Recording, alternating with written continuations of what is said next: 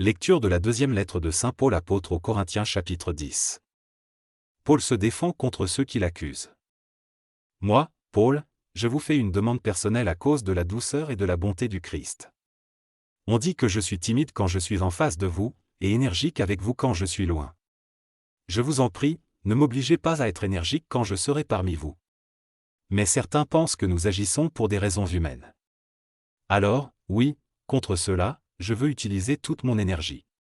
Nous sommes des hommes, c'est vrai, pourtant, nous ne luttons pas d'une façon humaine. Non, les armes qui nous servent à lutter ne sont pas des armes humaines.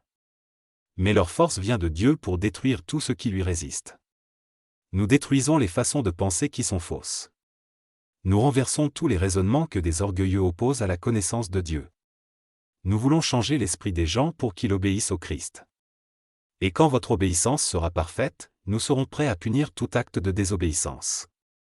Regardez les choses en face. Si quelqu'un est persuadé d'appartenir au Christ, il doit être sûr d'une chose une fois pour toutes, s'il appartient au Christ, nous aussi. Le Seigneur nous a donné l'autorité, pour construire votre communauté, et non pour la détruire. Je suis peut-être trop fier de cela, mais je ne vais pas en avoir honte.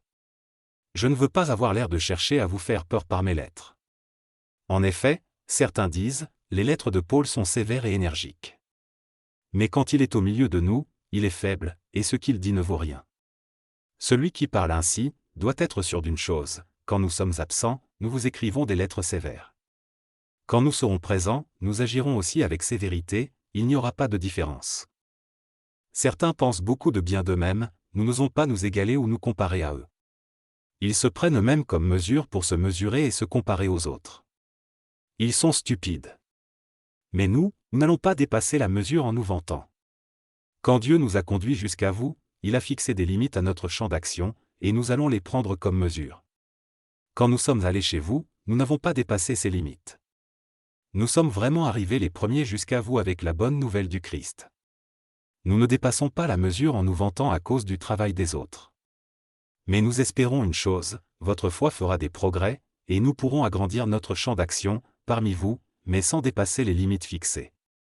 Ensuite, nous annoncerons la bonne nouvelle dans des régions situées plus loin que chez vous.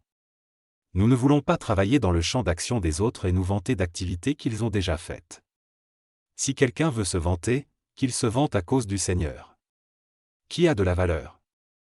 Ce n'est pas celui qui se félicite lui-même, c'est celui que le Seigneur félicite.